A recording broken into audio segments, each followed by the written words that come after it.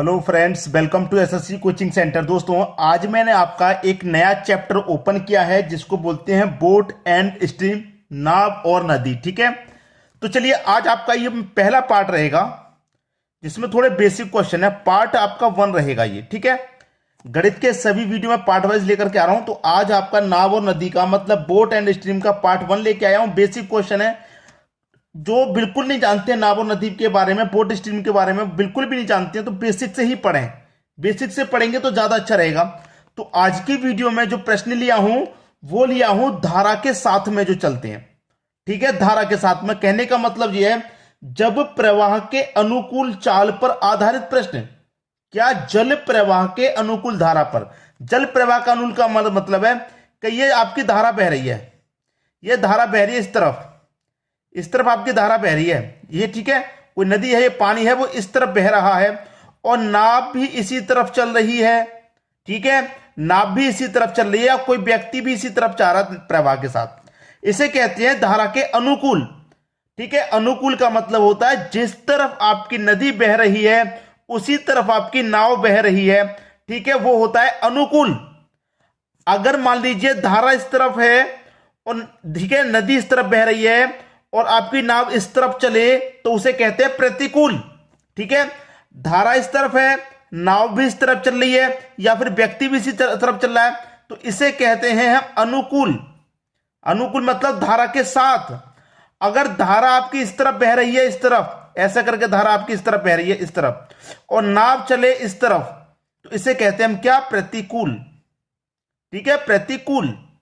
लेकिन आज के वीडियो में टाइप वाइज में वीडियो बना रहा हूं, तो जो भी प्रश्न लिखेंगे वो अनुकूल वाले हैं। ठीक है, अनुकूल पढ़ेंगे, प्रतिकूल भी पढ़ेंगे। नाव और नदी को 4 भागों में डिवाइड किया गया है, बोट और स्ट्रीम को 4 पार्टों में। ठीक है, चारों पार्टों को अच्छे से समझ लेंगे, पूरा चैप्टर क्लियर हो जाएगा आपका। तो चलिए स्टार्ट करते हैं। पहला प्रश्न है, एक नाविक स्थिर जल में 8 किलोमीटर पर घंटे की चाल से नाव चला सकता है यदि नदी का जल प्रवाह 3 किलोमीटर पर घंटे हो तो जल प्रवाह के अनुकूल नाविक की चाल ज्ञात कीजिए। बहुत अच्छा प्रश्न है, अनुकूल वाला है, अनुकूल वाला ही हम देख रहे हैं। अनुकूल का मतलब क्या, इसी तरफ में धारा बहेगी, इसी तरफ में नाव चलेगी। अब देखिए, एक नाविक स्थिर जल में, स्थिर जल का मतलब है जब जल स्थिर रहता है, नदी का पानी जब नहीं बहता है, तब की बात कह रहा है कि वो 8 किलोमीटर पर घंटे की चाल से चलेगा।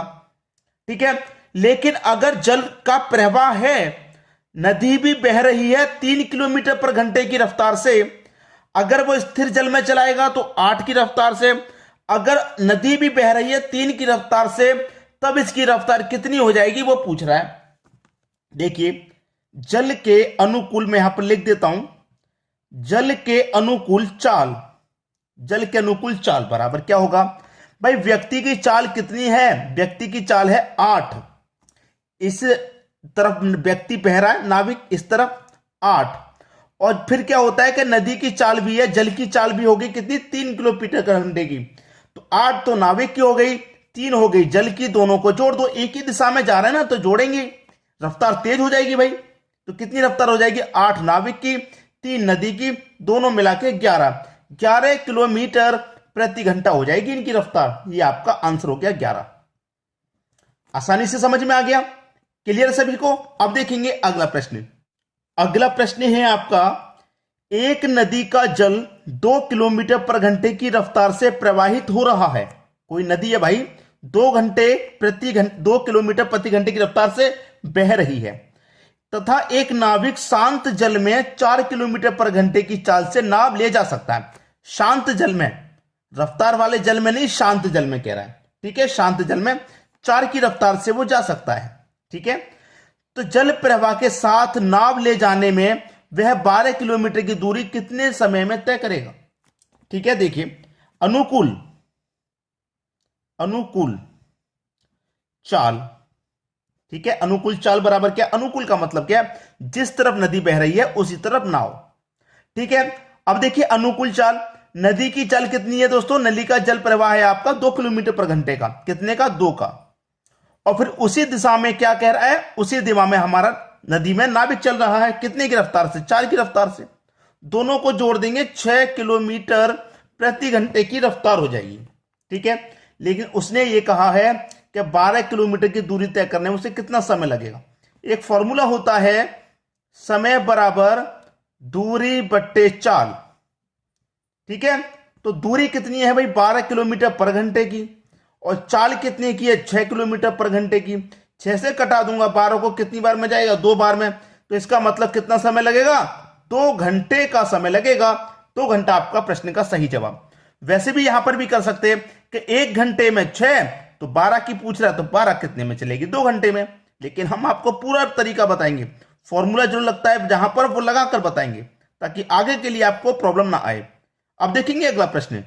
अगला प्रश्न है, एक नाव धारा के साथ साथ 3 घंटे में 18 किलोमीटर जाती है। यदि शांत जल में नाव 5 किलोमीटर पर घंटे की चाल से चले तो धारा की गति ज्ञात कीजिए। हमें नहीं पता भाई धारा की गति क्या है, हमें नहीं पता। नाव की गति तो हमें पता है, जो व्यक्ति है वो नाव 5 किलोमीटर की चाल से चला रहा है शांत जल में। लेकिन भाई जो धारा बह रही है, जो नदी बह रही है, वो कितने की चाल से बह रही है नहीं पता। नहीं पता तो हमने उसे एक्स मान लिया, नहीं पता तो एक्स मान लिया। ठीक है, दूसरी चाल कितनी है, ये तो हम नदी की चाल मान लिया एक्स। दूसरी चाल कितनी की है 5 किलोमीटर पर घंटे की, तो दोनों को जोड़ लेंगे।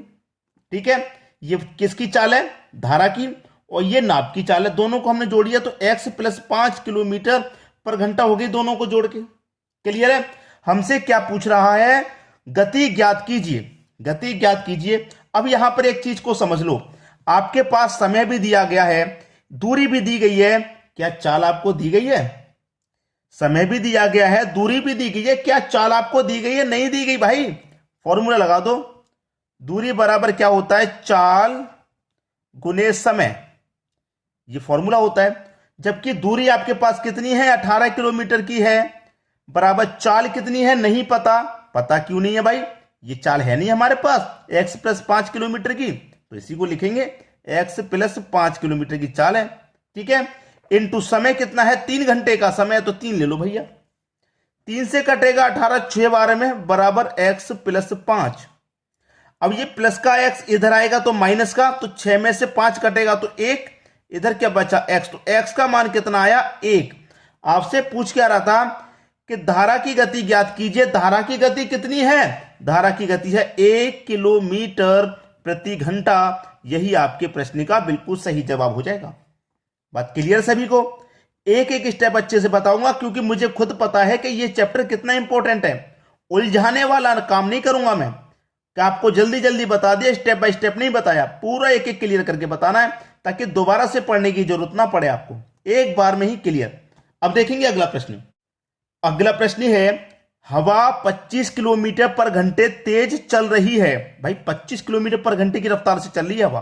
ठीक है, और एक विमान शांत हवा में 150 किलोमीटर पर घंटे की चाल से उड़ सकता है। ठीक है, यदि विमान हवा के अनुकूल 3 किलोमीटर पर घंटे 3.1/5 घंटे चले तो वह कितनी दूरी तय करेगा। बहुत अच्छा प्रश्न है। अब ये पानी वाला नदी वाला नहीं है, ये तो हवा और उड़ने वाले जहाज वाला है, कोई बात नहीं। लेकिन क्या है, विमान हवा के अनुकूल। अनुकूल का मतलब है अगर हवा हमारी इस डायरेक्शन में चल रही है, इस डायरेक्शन में हवा चल रही है, तो हमारा विमान भी इसी डायरेक्शन में उड़ रहा है।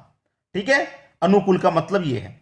अब देखिए अनुकूल चाल, करूं मैं प्रश्न को सॉल्व, तो अनुकूल चाल बराबर क्या है, हमारे पास क्या दे रखा है दोस्तों, 150 किलोमीटर पर घंटे की रफ्तार ये है हमारी, और 25 किलोमीटर की रफ्तार हमारी हवा की है। दोनों को जोड़ लेंगे, 150 प्लस 25, ये 2 रफ्तार है हमारे पास। मैंने क्या किया, दोनों को जोड़ लिया।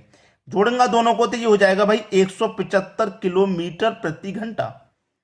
भाई एक ही डायरेक्शन में, आप खुद जानते हैं कि जिस डायरेक्शन में हवा चल रही है बहुत तेज, और उसी डायरेक्शन में अगर आप पैदल भी जाएंगे तो आपकी स्पीड खुद बढ़ जाती है, ये बात आप भी जानते हैं। ठीक है, ये हमारी रफ्तार हो गई। अब इसी को हमें सॉल्व कर लेना है। प्रश्न का आंसर हमारा आ चुका, कितना है हमारा, ये हमें कितना दे रखा है 175 इंटू समय कितना है 3.1/5, 3.1/5, यहां ने इस तरीके से लिखा जाएगा 3.1/5।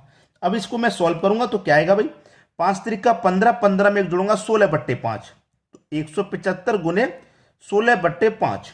अब देखिए 5 से कटाऊंगा इसको तो 5 त्रिका 15, 2 बचेगा 25, 5 बचे 25, 35 का गुना 16 से करो, 16 पंजे 80 का 0, कैरी का 8, 16 तिरक का 48, 48 में 8 जोड़ूंगा 56, तो 560, कितना 560 किलोमीटर।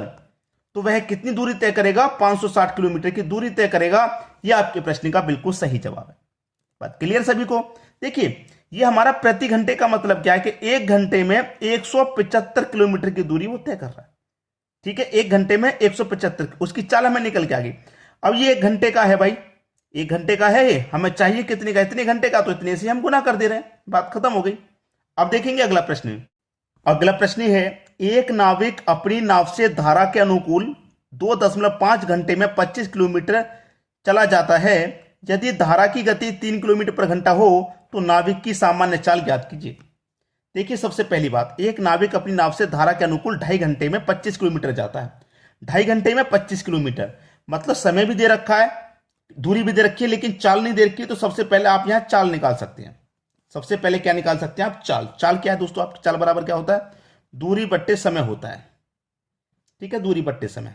दूरी कितनी है, दूरी है आपके पास 25 किलोमीटर की, मैं 25 लिखूंगा। समय आपके पास कितना, 2.5 घंटे का।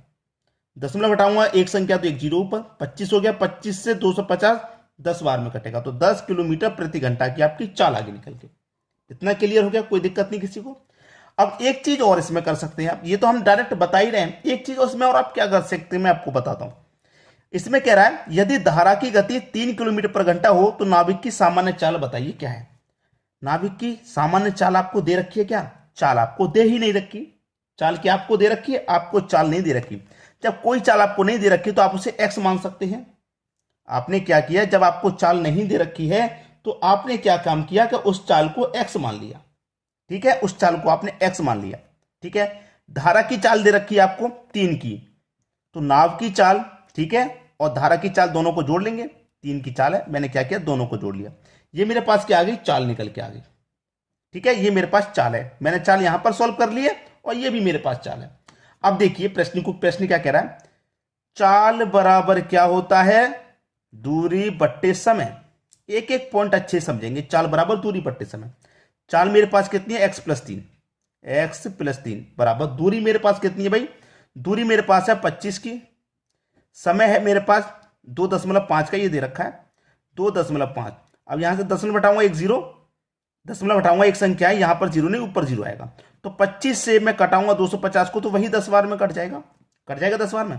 अब x + 3 बराबर का 10 है।